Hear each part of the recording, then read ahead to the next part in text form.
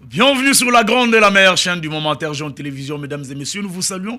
Partout où vous nous suivez, moi, votre humble serviteur, gloire vous sauver, Jésus dit bonjour dans vos maisons.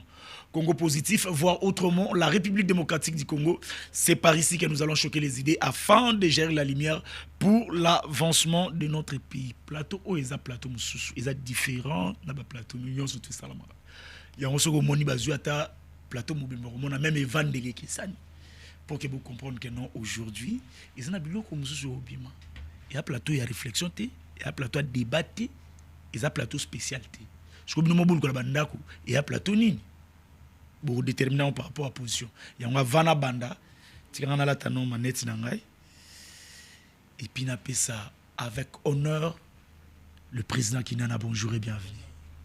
Mbote, merci pour l'invitation.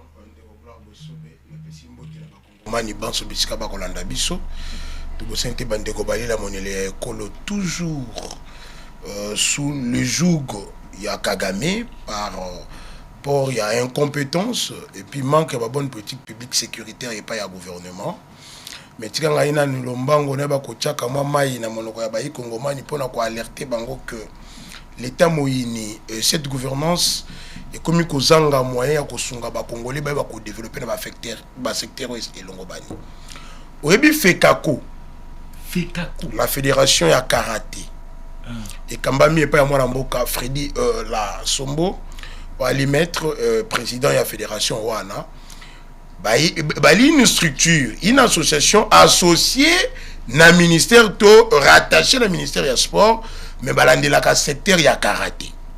Bon, tant qu'on est dans tournoi na Cameroun, na compte il y a tournoi de l'amitié à Grand Lac, malgré l'intervention tardive, malgré qu'aux accompagnement du gouvernement, athlète Nabiso, bah côté ka image en boka malamu, bah remporter plus de 44 médailles, or et puis argent et autres. Mais tout le monde y était na Congo, tu as un principe au babengi. Tozangi yango, the right man in the right place, l'homme qu'il faut à la place qu'il faut. Et l'autre Congo, Congo, Sabiso Sima. Yango bomoni que 65 ans après, Tozanga Biloko Moussousou. Qu'est-ce qui se passe aujourd'hui? Problème.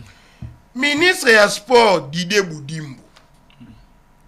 Adali ministre, mais Alingi Koye Kolate ba attribution na ye. Quelles sont les attributions de Didier Boudimbo? Ya Liboso. Promotion, organisation de l'activité sportive et des loisirs sains. Organisation et contrôle des établissements, promotion de l'éducation physique, gestion des équipes nationales, organisation et promotion, au moins il y a pas une attribution. Batika li kobi c'était non azali PDG, il y a président de la fédération. To yene mutano marabango, to il faut sanctionner bango. Mais to lala to la muka boye, Didier Boudimbo a été induit en erreur par son cabinet à Kenda qui ko suspendre maître Freddy et la Sombo azali président, il a fait Kakodo. C'est-à-dire fédération à karaté. Heureusement pour nous que la justice est en train de bien carburer, le tribunal de la grande instance à Gombe va annuler la décision. Mais tout aussi, mixer la fédération. Il y a un principe, il y a droit et le baquet. L'autorité où elle est nommée, il y a un sanctionner, c'est-à-dire qu'on suspendre, qu'on révoquer. Il y a nommé Moutouté. Comment tu vas te permettre de suspendre? Et dans ça, on apprend que malgré que le tribunal de justice est qu'on rétablir n'a droit le maître Freddy, mais Didier Boudimbo est en train toujours de chercher à instrumentaliser l'Assemblée générale pour écarter le président Freddy. Mais pourquoi beaucoup de gens qui montent au salam malam, karaté ko carburé, ministre à sport ministre en football, handball et ali, oh y'a pas quoi voilà, judo, catch, beaucoup de problèmes au présent. Même Nzango, est-ce que vous Nzango est sport olympique créé dans le Congo, vous avez adopté en Canada, vous olympique et banda. Est-ce que vous avez organisé pour que Nzango bête malam? Lui, tu n'as pas compétence. Il y a aucun débat dans la fédération de ça là, tu ne peux pas leur suspendre au Colombo là-bas. Merci beaucoup président. Il peut comme ça bango binemité. Merci. Il y a moto sengi na ye. Fédération, il doit plutôt les accompagner à travers la politique publique pour que le sport et Congo et Bakoma. Merci beaucoup, président Kinana. Moi, j'ai reçu pas mal des appels pour l'émission de l'Égal dernièrement. C'est pas un habité, Zani. Par rapport à quel Par rapport à ma cambouise de la Kiawa. Cette affaire de chien, on doit en parler. Ah bon, au moni. C'est pas bien, Frère Baché, qui est un internationaliste et puis sociologue allemand, à Lobaka, l'homme est ce qu'il mange. Au moni même son Nicolas va dire, gloire Nicolas. T'es na bongi.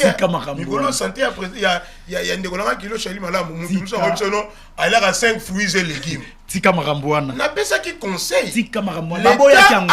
Obi na Chine ba pekisa ko liamboa. Tika président Kinana. Tika. Bolingi, l'État a l'obligation de protéger la personne humaine. Elle est sacrée. Tika. Mon souvenir moi est quoi agir dans le système nerveux central et qu'on pèse sa rage et qu'on met ma trichonose et qu'on même sa comportement ya bateau. Tika. Pour moi la bateau comme colérique, intolérant. Et bateau comme qu'on va dominer, ça c'est le chien. Tika, c'est fini. Balingi sou marambo anati. Babi bato ba tribune ba balia.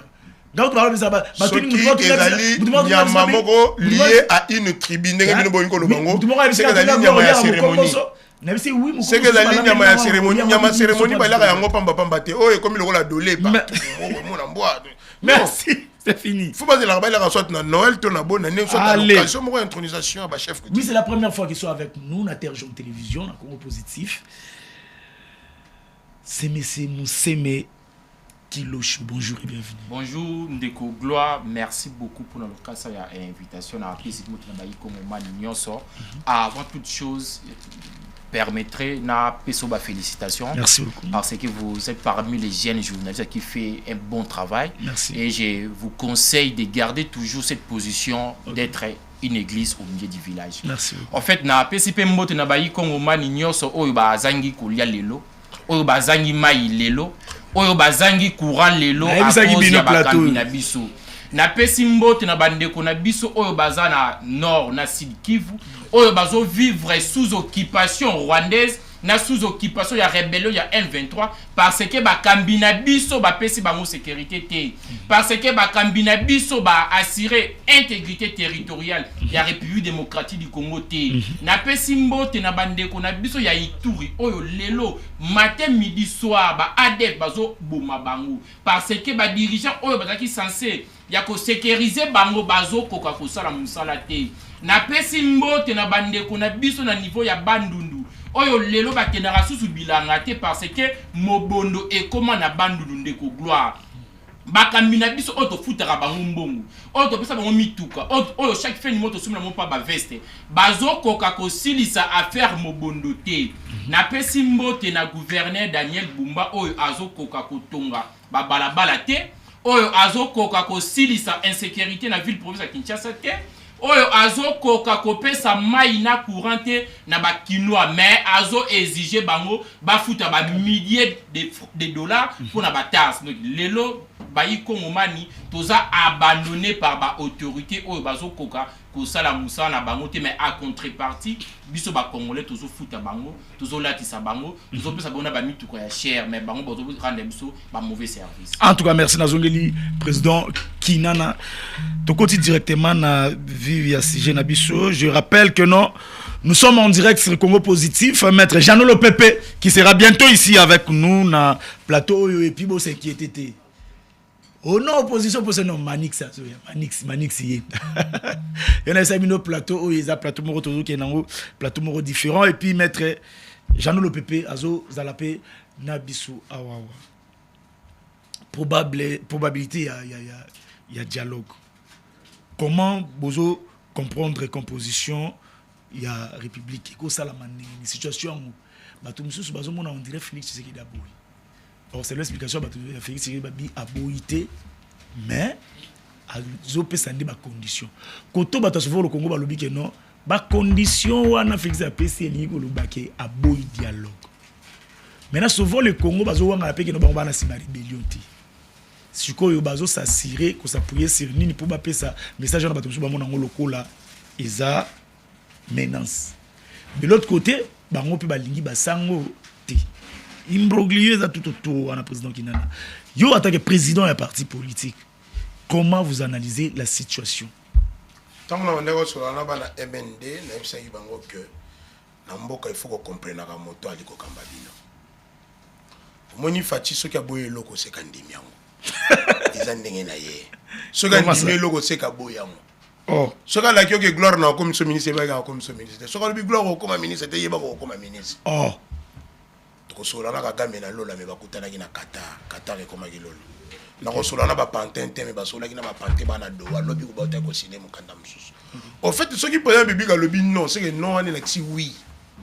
Faut qu'on comprendre ya dali mon konto azo ko ma biso bo vandi na mutu c'est pas comprendre ka le bel na été papa. Le problème, c'est qu'il faut féliciter parce que avancer dans le dialogue national inclusif. Mais il y a un mais. Ce que vous n'avez pas compris qu'il y a un contredit, c'est-à-dire qu'il y a parce que le dialogue inclusif, inclusif, il y a un sabato, banso. Donc, il y a un sous-souté. Et d'ailleurs, mais qu'est-ce que c'est ça? Il faut qu'on ait ça là un peu. Ce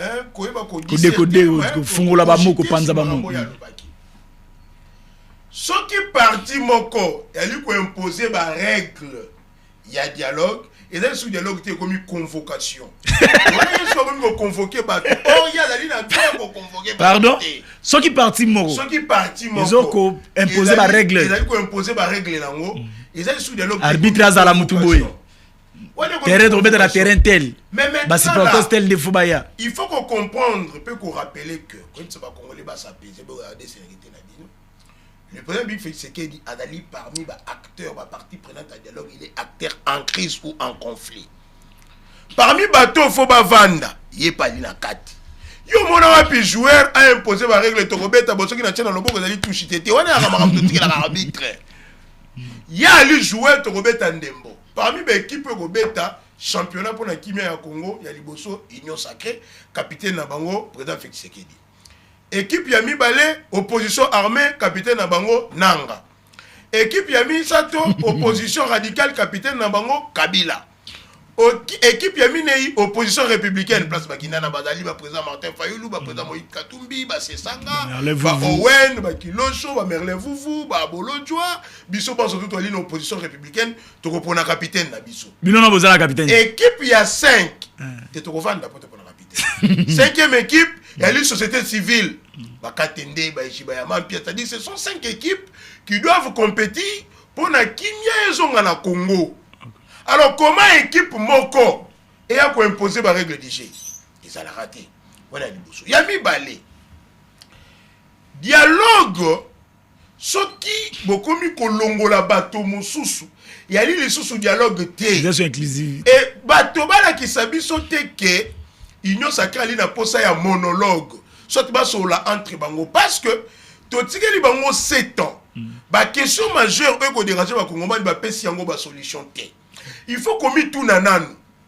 Banani ba kosenga dialogue et pour nanini. Peuple congolais d'une manière consensuelle. Tokolo ba inanime té parce que ba union sacrée ba liko boya yango pour na bango il faut batala nano beefsteak, batala miel, batala pouvoir na bango. D'une manière consensuelle les Congolais en majorité ba yebik ba moni que insécurité et ali ko régner et perdurer. Bunaga na 4 ans.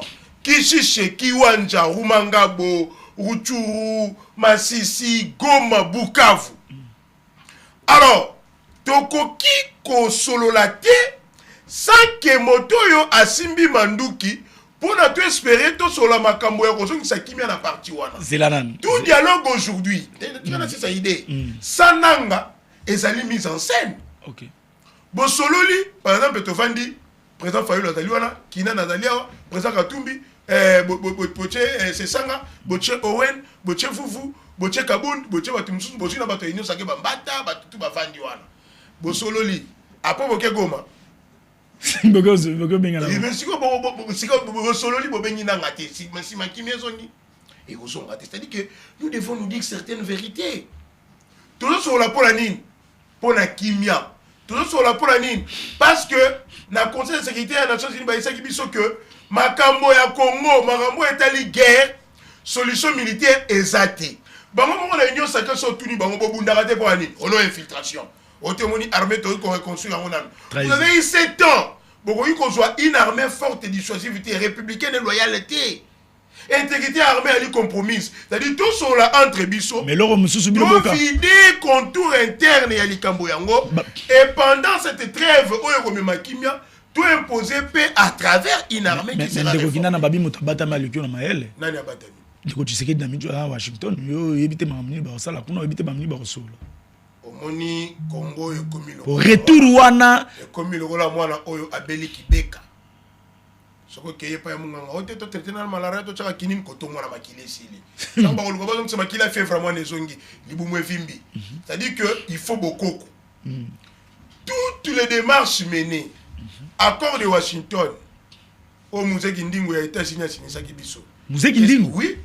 États-Unis ça na musée Kindingo. Mais Donald Trump ndeko na ngai ali ko se kozali habiller les mots. Pour se comporter le kola un affairiste même là où il doit être diplomate. Trump ne joue pas seulement la médiation à la RDC. Il est dans plus de 20 médiations à travers le monde. Oh. Mais je te dis, mais dans la médiation, on a notre qui m'a monté à noter. Trump a dit que non, guerre est ici na Congo. Et c'est un autre comme la Masi ou à Goma. Mais il y a fraîche, ma fille, ma belle bombe. Et c'est saucisson au Congo, on a sous. Est-ce que Yoko a de Goma lobby? Na foutu le billet au de Goma. Ah, mais c'est quoi? C'est-à-dire que, ma démarche, on a MMI et l'autre côté. Partant même dans le principe, il n'y a pas de soute c'est Rwanda, les engagements pris doivent être respectés. Au moment où il y a l'engagement besoin de Doha, et l'engagement besoin de Washington, et même qui m'y a été, peuple a lu comment le Rwandais continue de piller, de tuer, de violer. Mais et c'est tout vidé, Congolité n'a qu'à agression rwandaise yango. Mais un autre problème qui se pose, c'est la première médiation. Bango ba mona logo ba sango na ba to essayer baza partir conflit. Biso na MND côté wana tolina réponse claire.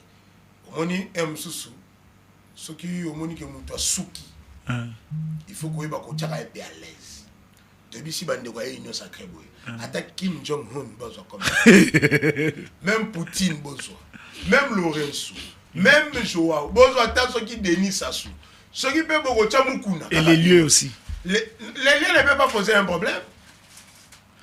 Les problèmes tout le monde a tout le Kisasa, babina Congo. Bango babina Kisasa. Babisa ke bango pe kuna bako réclamer ke basa na Goma. Ce qui est na Congo c'est tout ça na watala bunaga na to na Goma. Oh. Pour ceux qui te reçoivent la Goma, tu ça d'une manière sérieuse. Beaucoup monde wana ba viola qui tala ande ba bomi to. Qui n'en a les idées bien té. Auto tchaba tu se trouve ensemble kimia. Les idées bien té. C'est-à-dire le juste milieu. Yo kende Goma. C'est ça le compromis. Mais ce qui est photo solo là, dialogue intercongolais national inclusif, na Goma. C'est-à-dire que le mécanisme pour que tous à la Goma. Mais maintenant, comme confiance est athée pour la Bango dans la Goma, de la même manière que confiance est athée pour la Nangala opposant à Kinshasa, parce que il faut sortir tout le terrain neutre.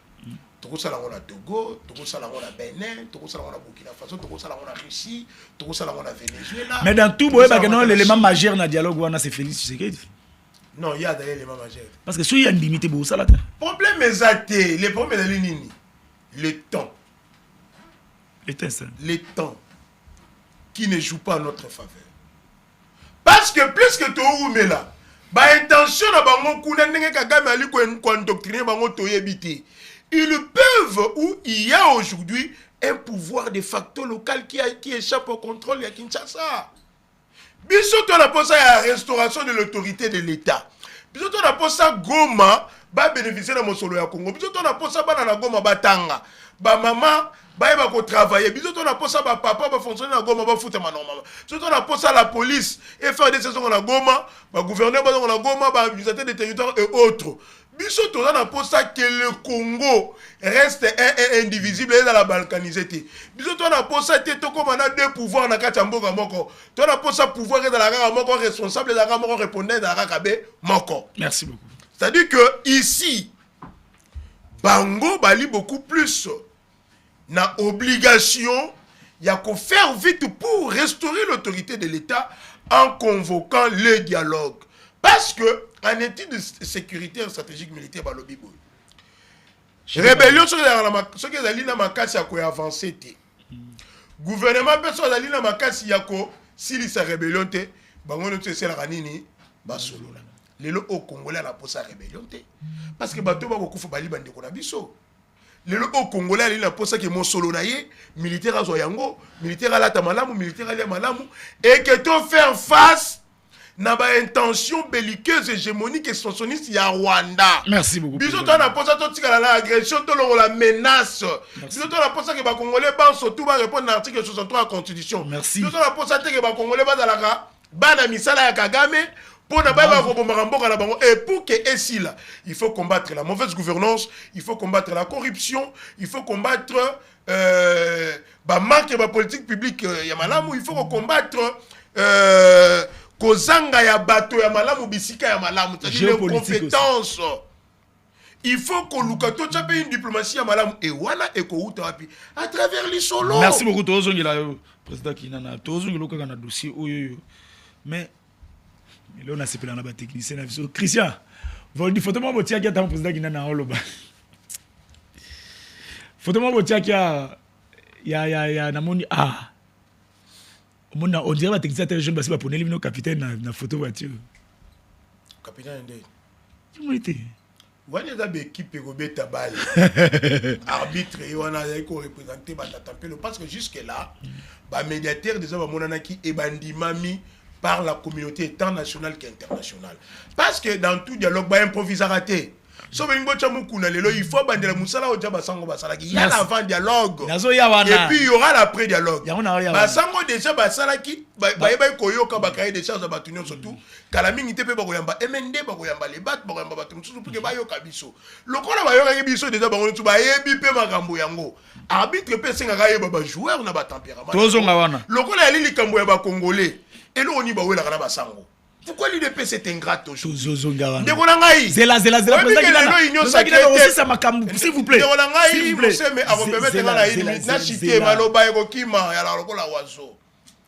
Il y a que l'UDP c'est Kabila plus démocrate. L'église catholique a organisé ma marche. Barola lisa même l'UDP c'est opposition à l'église. Natongo ça de dina ngongangara ba bimi na nzela Kabila gazier bango mais la souka na ngotango ba senga ki ba sa dialogue ya 5 ans et c'est Kabila loba ke bino ba sango te bino bo ebi ko combattre ngai Kabunda loba yango qu'on a fait du 50-50 pour la kobenga la Kabila le même église catholique comme Imabe est-ce que la même ferveur ou église catholique la même ardeur au bazalaki na yango pour combattre Kabila yango ba na yango lelo. Merci. Allez.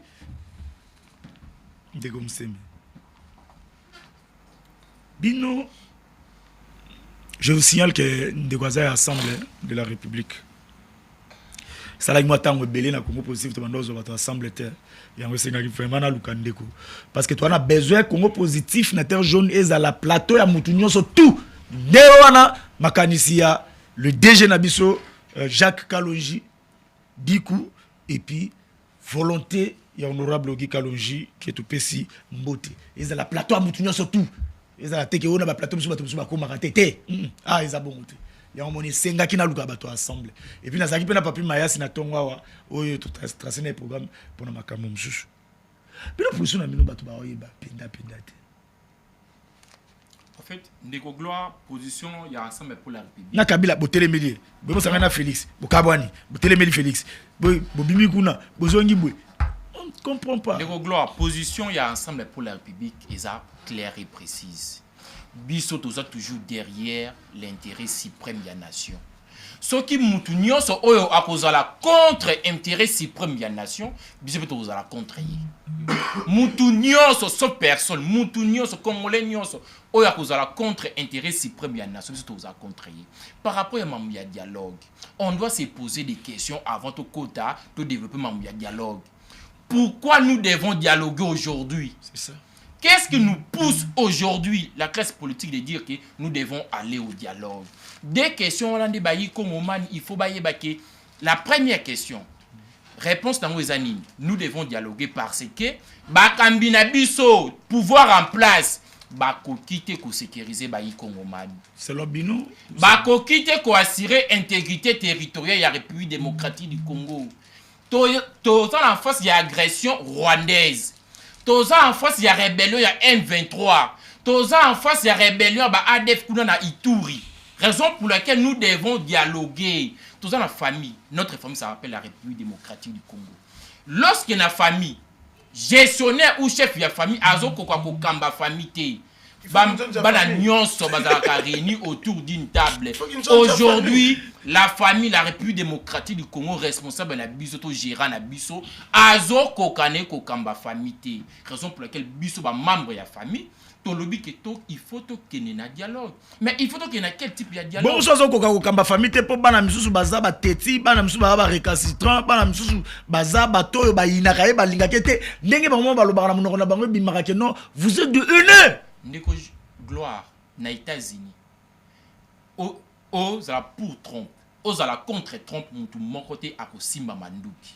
Non parce que baza la volonté wana te, mais parce que l'État a na pouvoir ya ko contraindre ba citoyen américain ba koka Kosimba Manduki te.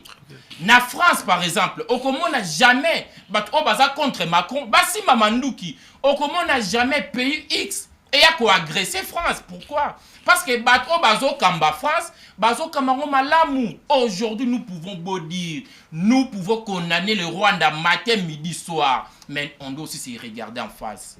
Pourquoi un petit pays comme le Rwanda ait agressé une grande nation comme la République démocratique du Congo? To le bara toujours que tu as la richesse. Mais tu as la population, oh il est qui Rwanda. Tu as la superficie, oh il est qui Rwanda. Mais pourquoi un petit pays va s'organiser pour ne pas agresser une grande nation comme la République démocratique du Congo? Si ce n'est pas la mauvaise gestion, et koki kozala sous nini, raison pour laquelle biso bayi ensemble pour la République, tout le biboyi. Nous devons aller au dialogue. Le président de la République, lobby a éconima dialogue. Animi dialogue, mais on les place azala ouvert par rapport à la réalité en face, a bloqué sous. Non, batuboye, bakoyake. Mais on ne comprend pas. Le président de la République, il faut ailler bello comme encore.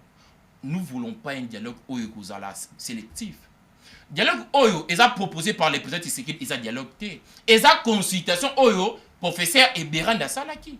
Nous ne voulons plus des histoires à consultation. Nous voulons un dialogue inclusif et national qui va réunir toutes les forces vives de la nation. Et non une consultation. Vous voulez donner l'impression au monde, c'est comme si dans une crise politique, il y a gouvernance, une crise sécuritaire. Pourquoi vous avez mélangé loko yoyo? Ça n'a rien à voir. Félix Tshisekedi a gagné l'élection na Kimia. Oyoyo, président Abino Azalaki, qui fait partie, il a échoué lamentablement devant Félix Tshisekedi. Plus de 78% et plus de 73%. Oyoyo, nani yoé n'est pas dans le bagi que si le loba va continuer à voter Félix Tshisekedi n'a pas bango. Parce qu'il était aimé et puis Azo Kamambo institution tout est en place. Nous sommes pas dépassés par mandat net ces alagi n'est pas Kabila au Sénégal qui no ba dialogue comme. Mais pourquoi vous voulez ça dans le monde que nous Félix Tshisekedi a des mots Félix Tshisekedi a ma bé à gérer ma bé en quoi? Ndeko gloire par rapport à ma élection. Comment bakanga tout ba sanctionner ba députés nationaux et provinciaux à la République démocratique du Congo? Ba invalida bango na République démocratique du Congo pour nani pour na batrichaki. Est-ce que bango batrichaki quand on a élection législative? Non, batrichaki peut pour na élection présidentielle. Par rapport à la question na yo, la République démocratique du Congo est comparable na mutuka o ezokinde, mais ezokine ko dina na libulu. Biso bato toza na kati toki ko linga jamais. Bomona biso tozokine na yango et dina na libulu, raison pour laquelle tozo senga dialogue. Mais to boyi dialogue ya président Tshisekedi. Pourquoi? Parce que le président Tshisekedi azo proposé dialogue, mais azo proposé consultation et béran de bis. Raison pour laquelle nous dansons pour la République to lobby to boycotter en bloc. Ma proposition de dialogue, il y a peut-être Félix Tshisekedi long. Les partis ensemble pour la République, to boycotter en bloc. Les partis ensemble pour la République, to sing dialogue uni. Dialogue national, inclusif et apaisé. Oyo ekozala objectif nim. To identifier réellement les vrais problèmes. Et segundo, to pesa ba solution définitive à la crise pour la to bana kozonga sous-soutenir na ba même problème. Autre chose, avant tout qu'il y ait un dialogue, il faut un climat de confiance. On ne peut pas aller négocier lorsque la partie prenante, climat de confiance est athée. Par rapport au climat de confiance, ensemble pour la République, nous avons exigé, premièrement, lever de toute condamnation à caractère politique. Président qui n'a pas 2030 dans le dossier. Comment transcender nos divergences autour parce que Bino Abolo Bakeno, il faut dialogue parce que voilà, tu sais que dans Zokokate, Mbokezana Mabora Banguna, Ninite, tu sais que dans Boyi Batu, Boyna Boye, bango pe kuna barolo bakeno bazomo na tina ya dialogue pendate parce que bato ba simbi manduki bango ba dialogue bana bato ba simbi manduki te problème se poser problème ya médiation troisième problème se poser problème ya cadre alors comment tout transcender ma divergence là parce que ceux qui ba boy dialogue pour bato na ba simbi manduki c'est solution na bango ba proposer ni pour ba benga na bango bodo wa bosani teme on mo di ba peut-être ba na Washington so de deux bango balobi ke tokosola na bato basimba nduki te babomi makila bona doa baasali basolana nani na doa na mama Marie na doa baza na bato ananga non mais balobi nani mutu moko alobi lenga alobi c'était qui alobi que non oui alobi que non bananga baza représenter na ministre affaires étrangères rwandais na doa mensonge mensonge soki na ba processus ya Doha oya ko supplanter processus de Nairobi on a associé mais alobi que non alobi on a associé le Rwanda du côté Congo est représenté par Jacquemaine Chabani qui est le ministre de l'Intérieur kuna pe bananga baza représenter ba délégation na bango mutu amemi yango eza ministre ya affaires étrangères. Il y a une délégation de l'AFC M23 au Bako Solola avec le gouvernement. Point. Le ministre affaires étrangères. Les cadres formels Oyo Rwanda Basola ina Congo c'était Washington. Point. Bandeko batika manipulation. Batika manipulation. En fait, bazo li temps, bazo gagner temps. Ce qu'on a gagné temps, on a ce que bali là souci ya batu bako kufa na STT. On est allé à Liboso. Yami balé. Omoni soki omemi kilo. Et que vous avez un kilo à la tête, ndimaki, baninga ba ko soutenir. Surtout ko bima musomba. Hein? Ko bima musomba mon frère. Erni. Parce que kilo legi tika to sunga yo te. Tika to sunga yo te. Obeli.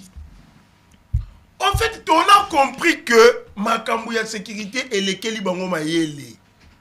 Batamboli Luanda te. Nairobi te. Bou, ba comme Washington.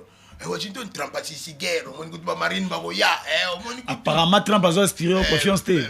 Les États-Unis ont inspiré confiance té. Tu signes accord de Washington le 27 juin. Le 27 juin de Bisso tu vas signer accord de Washington.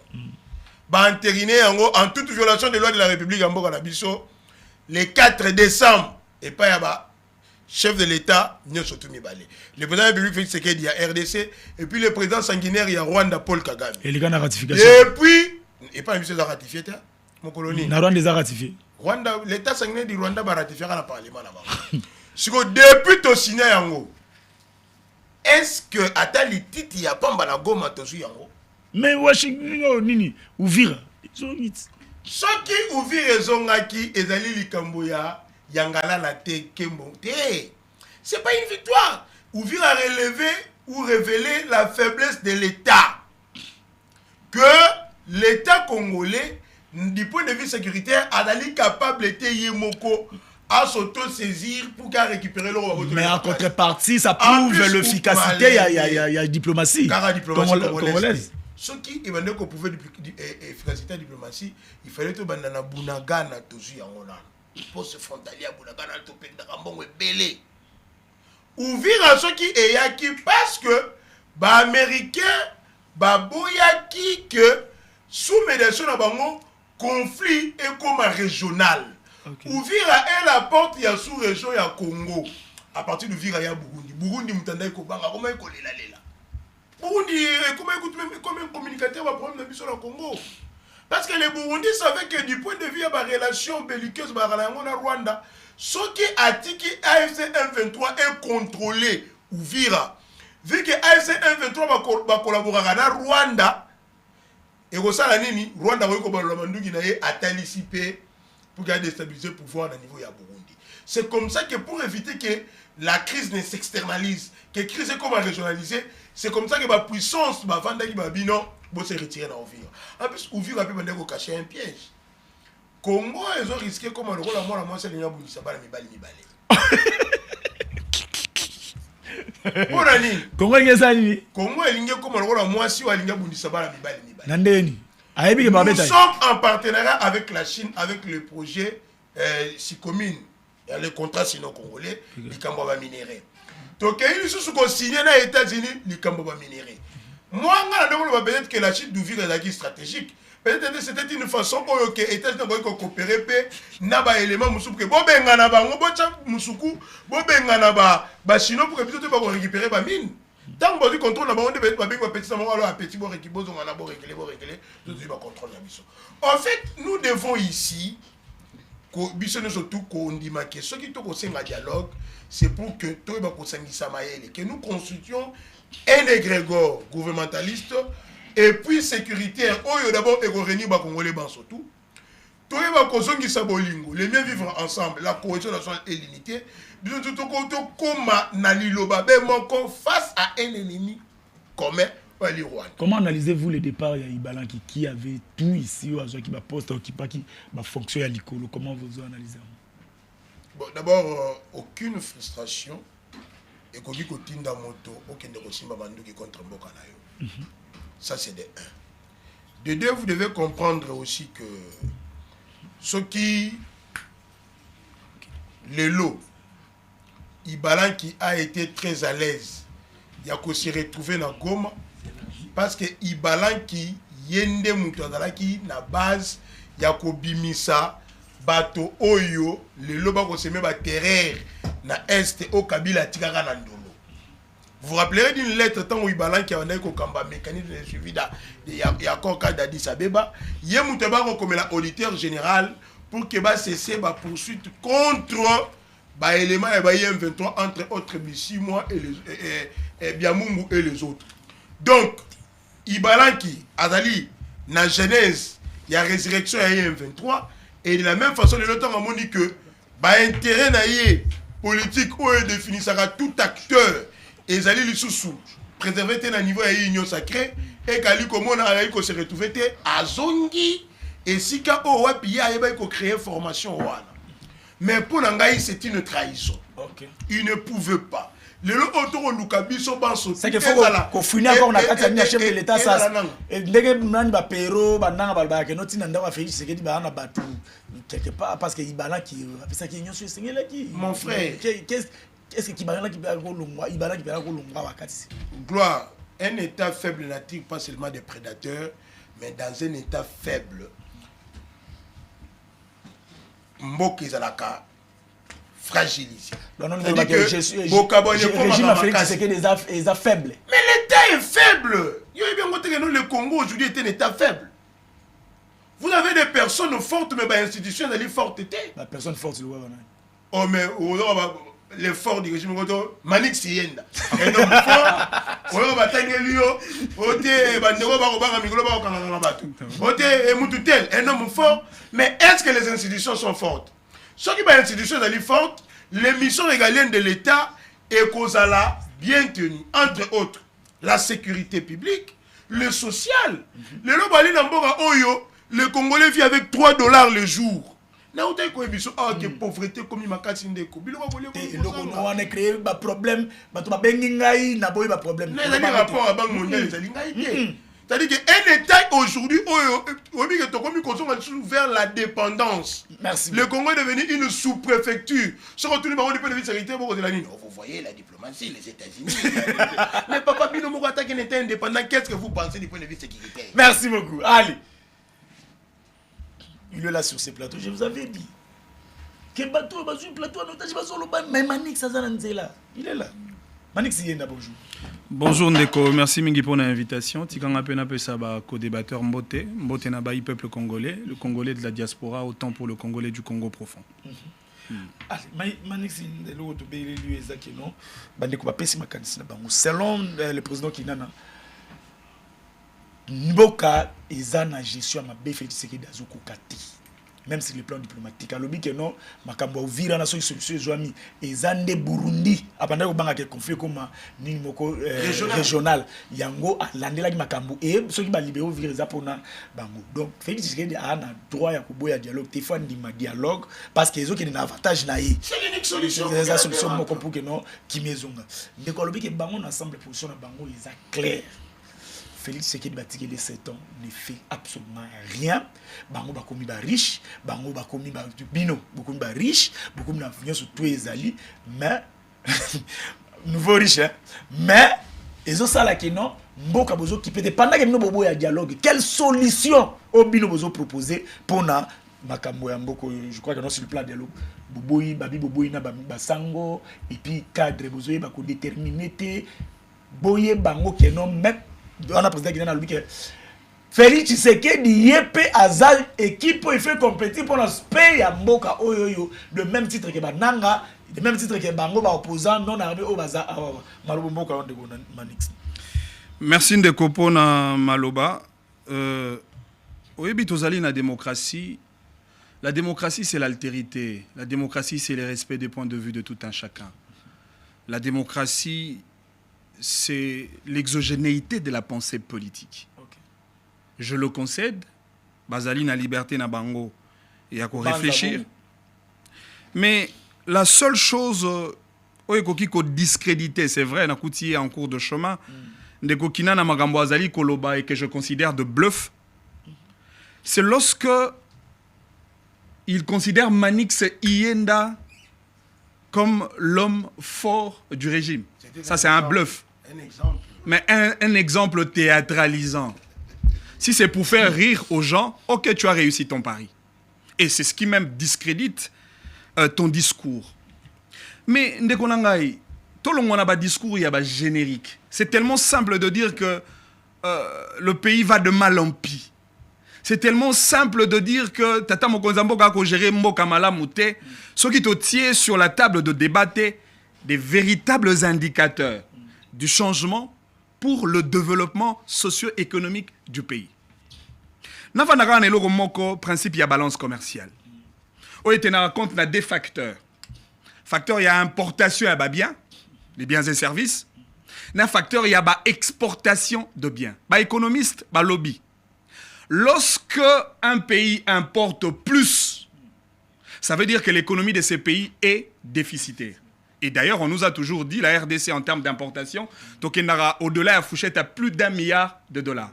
Encore que sur le plan agricole, Tozali Mbogao, tu as une fertilité énorme pour l'agriculture, eu égard à l'étendue, parce que tu as 80 millions d'hectares de terres arables, 40 millions de terres irrigables, tu as un site grenier, alors que l'élo Congo, Azali, qui importé même fruits des biens agricoles.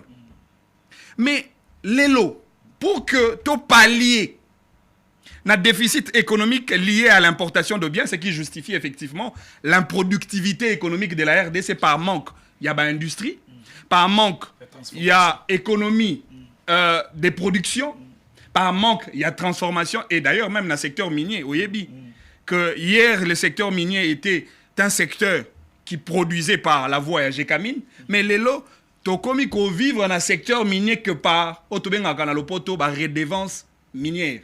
C'est-à-dire, expatrier, investir, alors que l'État pouvait se positionner dans une posture d'un État compétiteur au même titre que les opérateurs miniers au Barako est vrai dans le secteur.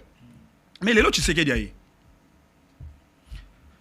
Vous savez que les lots, dans Canabiso, Tozali, au moins, dans une usine de fabrication de câbles électriques. Vous savez que dans Canabiso, Tozali, au moins, d'ailleurs, c'est en voie d'être finalisé en termes d'industrie. L'usine est fabriquée tenue, il y a militaire en Abisso, et aussi la calamité. Vous savez que Tata Mokondiambo Katango ayaki ko pallier na problème de gouvernance agricole. On écrit là qui biso ba conséquences ébélées, notamment le problème il y a parc agro-industriel Bukangalonzo, l'un des grands scandales financiers que nous avions connus dans le temps. Mais tu sais qu'il a proposé le modèle. Tu sais qu'il a proposé le modèle de l'agriculture artisanale, c'est vrai, avec les méthodes artisanales, pour que tu produire. Il y a même il relever la vision, il y a un modèle, il y a économie endogène. Et à se servir, kaka, na bras séquilier moko, le service national. Qui jusqu'à ce jour n'a exploité que 4000 hectares, mais pour produire plus de 20 000 tonnes de maïs au service des Congolais. Ça, c'est une nouvelle direction en termes de politique, de vision et de gouvernance pour effectivement parer au problème que nous avions connu, le problème de gouvernance au Sombra Gibiso, dans un bourbier de désespoir. Dialogue. En parlant de dialogue, oui, Ndeko, je ne sais vraiment pas qu'est-ce que nos amis de l'opposition veulent en réalité. Kinana, c'est un opposant? Oui. Depuis quand? Je suis l'opposant du régime. Depuis quand? En tout cas, depuis quand? Tu veux savoir depuis quand? En tout cas. Hein? Alors, ce qui est commis Nango, un chemin facile. Tu m'apprends maintenant sur le plateau. Mais Ndeko Manix pas dans l'opposition. Oh, à comment il y a une depuis quand? Narosenga na bande quoi opposant cette fois-ci, bo sala rata ba carte hein, ba carte d'opposition.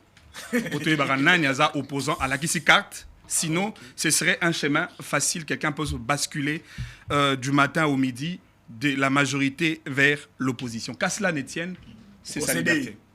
Mais bango ba opposant. Baloba ginin.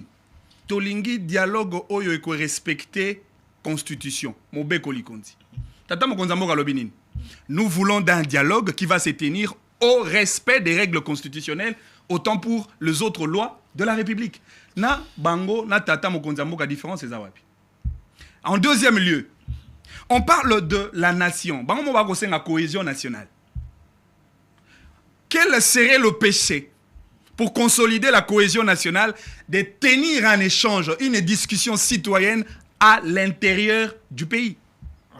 Ce serait quoi les péchés alors que tu visais cohésion, unité nationale? À l'intérieur du pays. Goma aussi.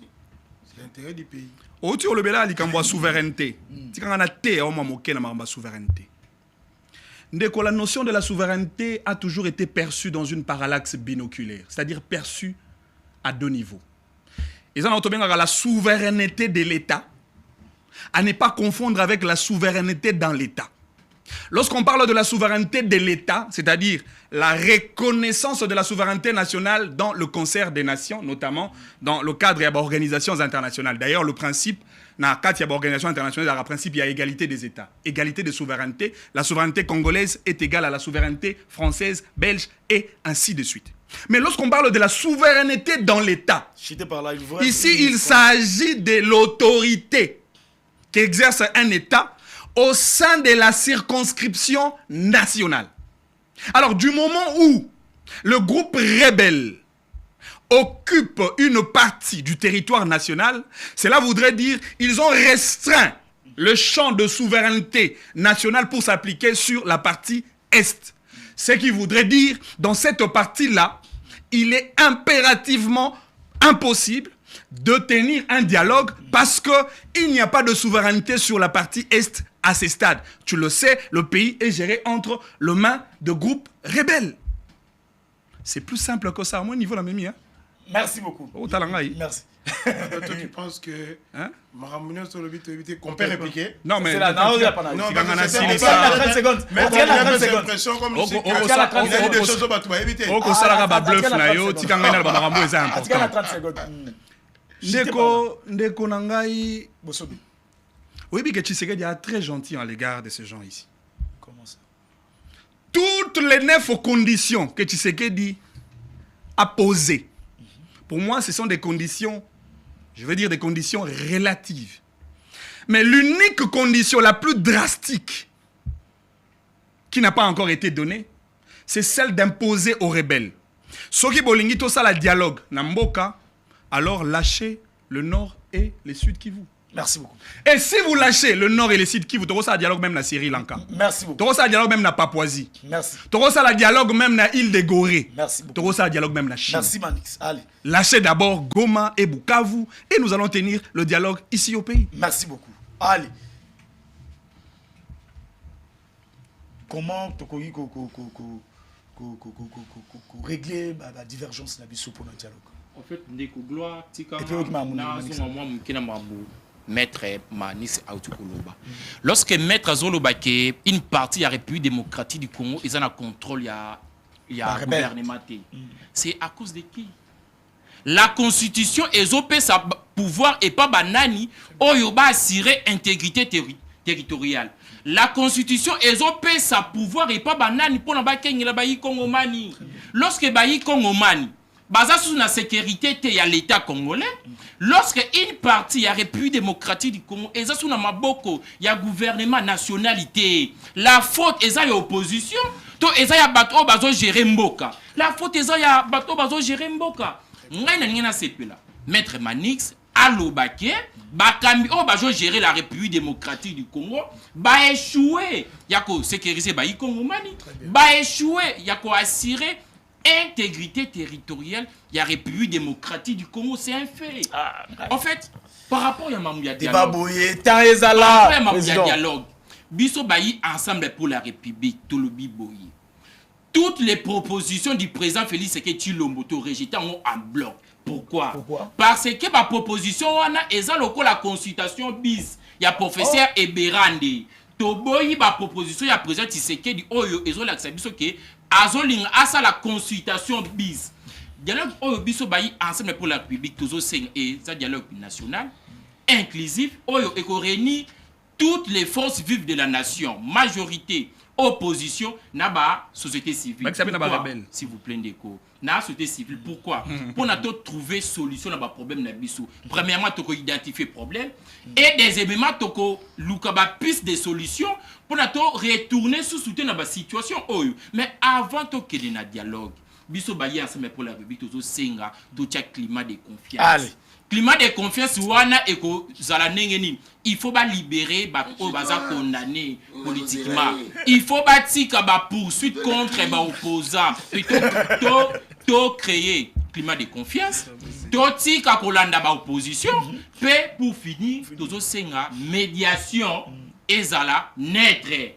Médiation ya Senko na ECC, c'est la meilleure médiation présentement pour la Mamouya dialogue ya République démocratique du Congo. On aurait pu qu'il paraît le président qui fait des routes là-bas. En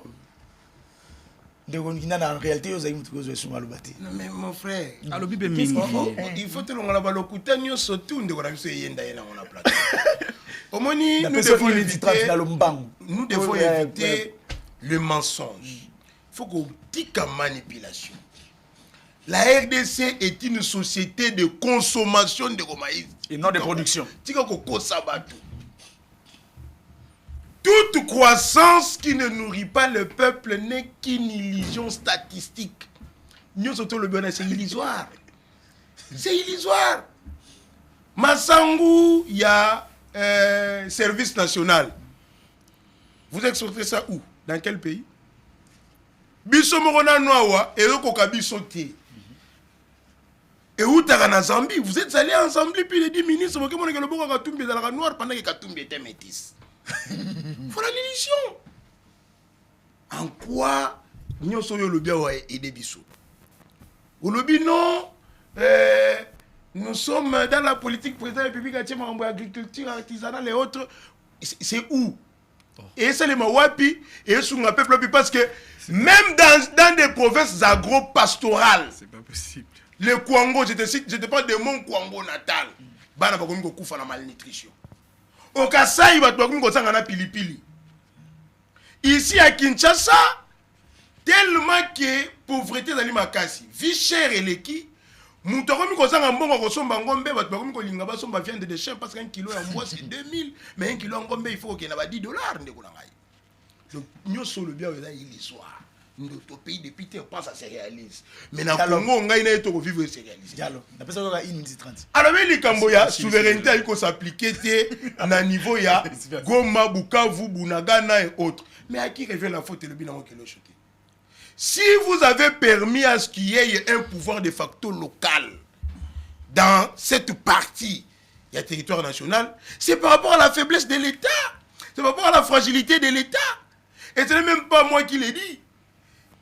La Banque mondiale a traiter la RDC d'un pays, d'un État fragile à travers le programme de développement 145 territoires. Parce que tu es même incapable, il y a remis sa infrastructure de base. Na dialogue. Dialogue, il faut ça à l'interne. À l'interne, oui, tu as ça dans mon pays na Bunagana parce que ça. Mais après, sur le principe de la souveraineté. Mais papa, dans le lobby, ce qui est au cannabis, parce que partant le même principe, Nanga, Bissimo et les autres vont te dire que du point de vue sécurité, Bissimo et Kinshasa sont dans l'Est. Mais oui. Mais on rappelle, on est bandé, il y a un retard pour quand une partie impose seule ses règles, ils sont sous dialogue comme une convocation. Est une partie, c'est un acteur en conflit. Il ne peut pas imposer ses règles. Merci beaucoup. Na silicité. Mais yo,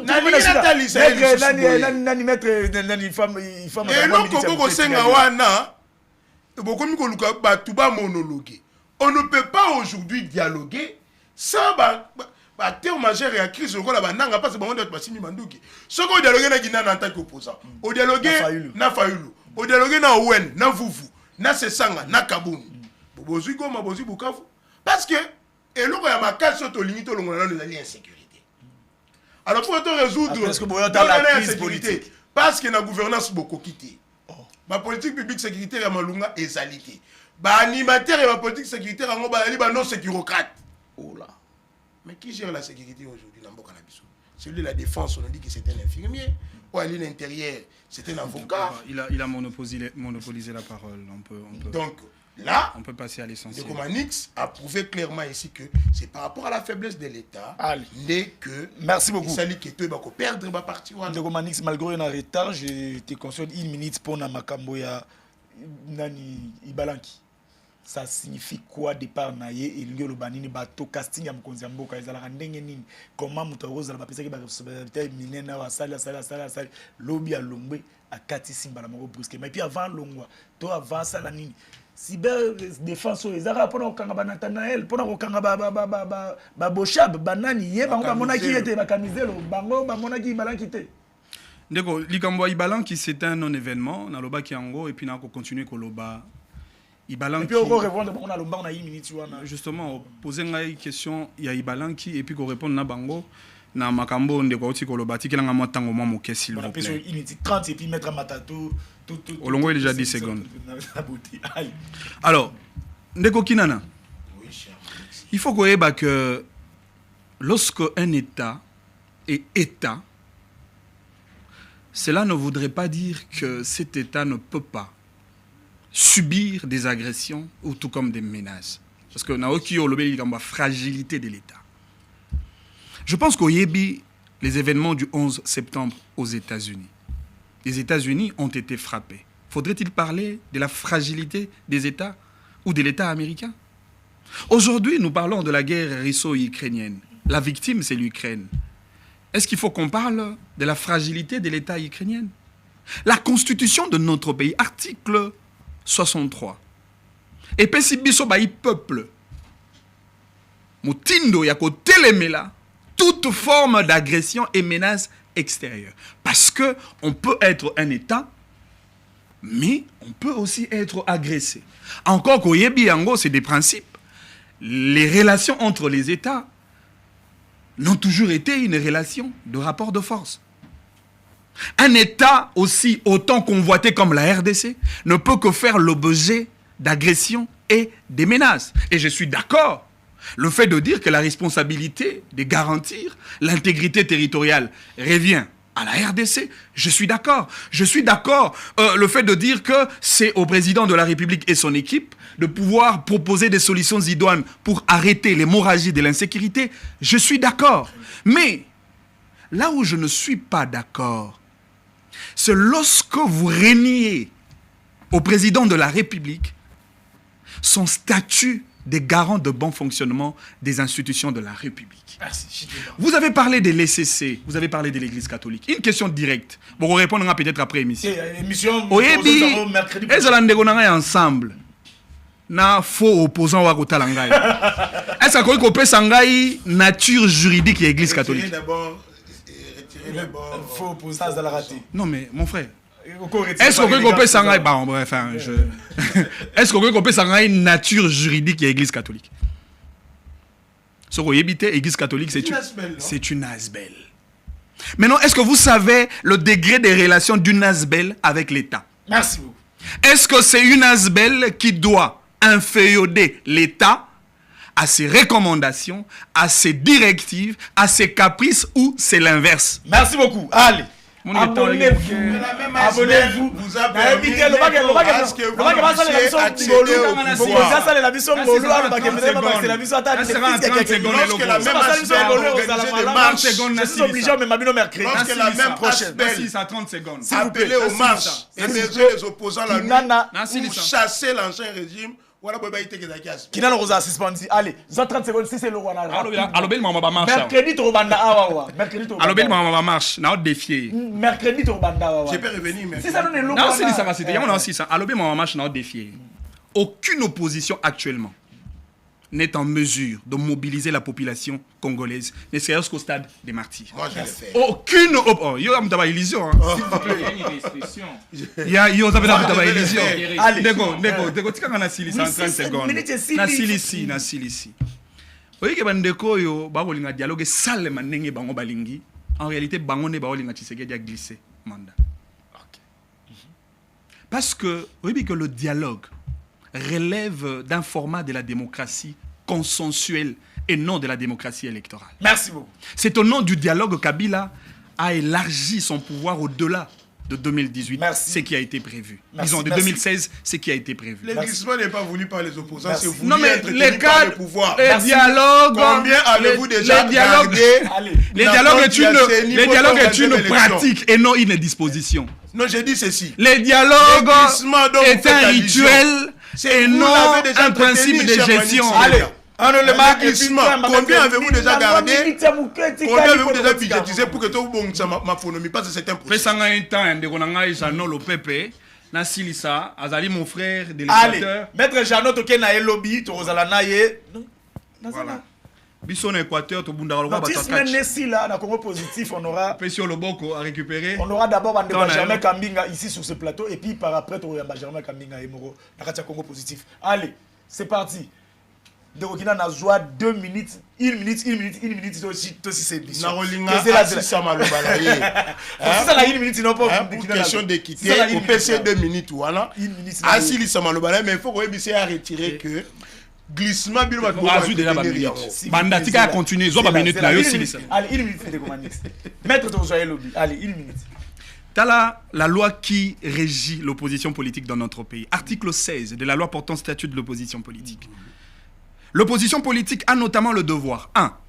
Respecter la Constitution, les lois de la République et les institutions établies. 2. Défendre les intérêts supérieurs de la nation. 3. S'abstenir de recourir à la violence comme mode d'expression et d'accès au pouvoir. Directement, je reviens sur mon ami de Ensemble. Tant qu'on a la rebelle, on a la force vive de la nation. Les rebelles AFC M23, il y a catégorie. Il y a société civile, il y a opposition républicaine ou encore il y a majorité présidentielle. On va répondre même après. 4. Privilégier les dialogues et les concertations sur les grandes questions d'intérêt national et dans les résolutions de différents politiques. La manière que le dialogue relève d'un format de la démocratie consensuelle, à l'opposé de la démocratie constitutionnelle, la démocratie électorale, dont les règles sont scrupuleusement établies dans la Constitution de la République. Ça veut dire, ceux qui ont dialogue, boye barayango, mais ils sont discuter dans le dialogue et revêtir une certaine légitimité parce que le dialogue suppose les quitus indirects du peuple.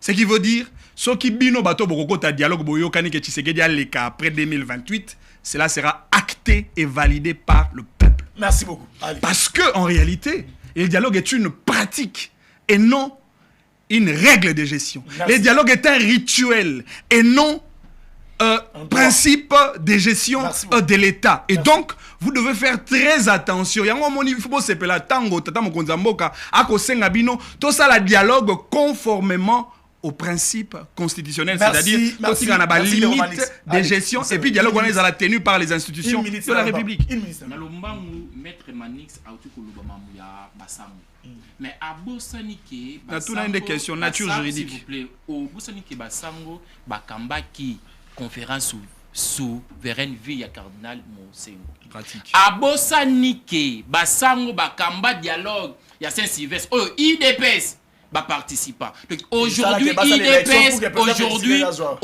IDPS va commis koboya basango to éviter pourquoi. Mais tu veux comprendre une seule chose.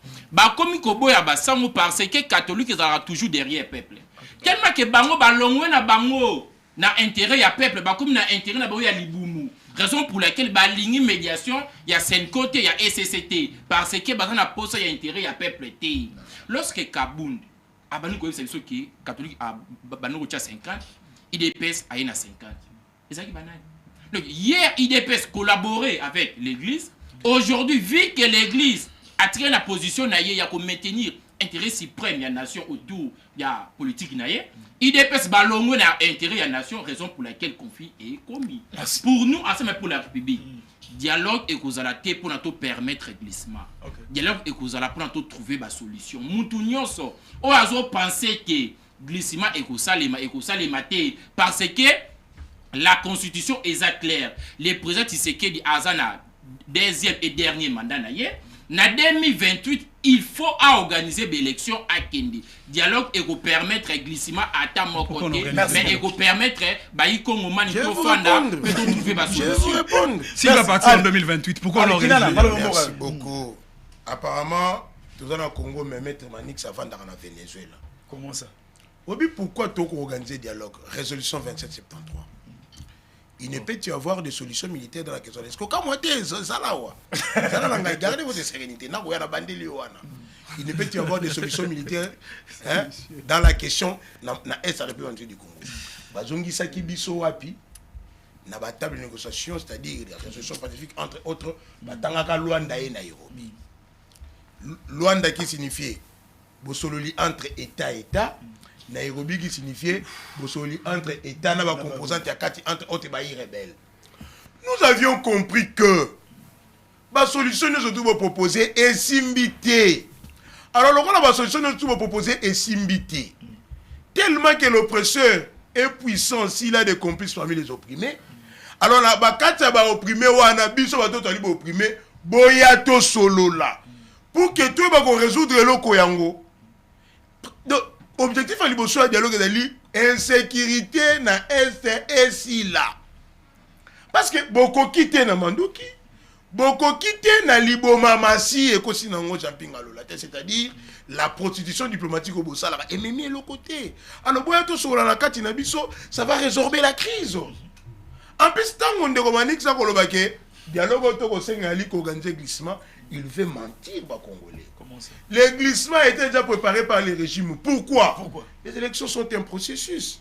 C'est-à-dire que l'été, c'est un bombe déjà mon solo. La mars a déjà il faut. Budget 2023, il y aura rajouté le budget 2023. Pas bomba qui attend pour l'élection. Budget 2024, bomba qui est le côté. Budget 2025, le budget 2026, à rubrique. Il y a eu ma ponomie. Bomba qui sans fronté. C'est-à-dire que budget 2028 pour organiser l'élection. Ça serait une contrainte. Merci. On a dit que Bino n'est pas occasionné et elle est opposition. Merci beaucoup. En plus, il faut dire que Batouba n'a posé un dialogue, ce n'est pas l'opposition. Allez. Ce n'est pas l'opposition. Allez. Ce n'est pas l'opposition, c'est le peuple Oyo a l'embi que Bozangi solution à copé ça y est.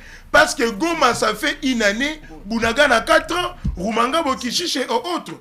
Si vous avez une solution à proposer, allez, abonnez-vous, mesdames et messieurs, sur la grande... Il faut que vous soyez député. Et puis moi, je vais candidater comme président de la République en 2028. Tu es dans l'opposition? Je suis à l'opposition républicaine. Républicaine? Oui. On a dit que la mauvaise gouvernance. Il faut baptême. Mesdames et messieurs, c'est par ici que nous mettons fin à cette émission. Abonnez-vous. Tokutani Bongo Lobby à 14h sur la grande et la meilleure chaîne de télévision Terre Jaune Télévision. Prochainement. Ciao.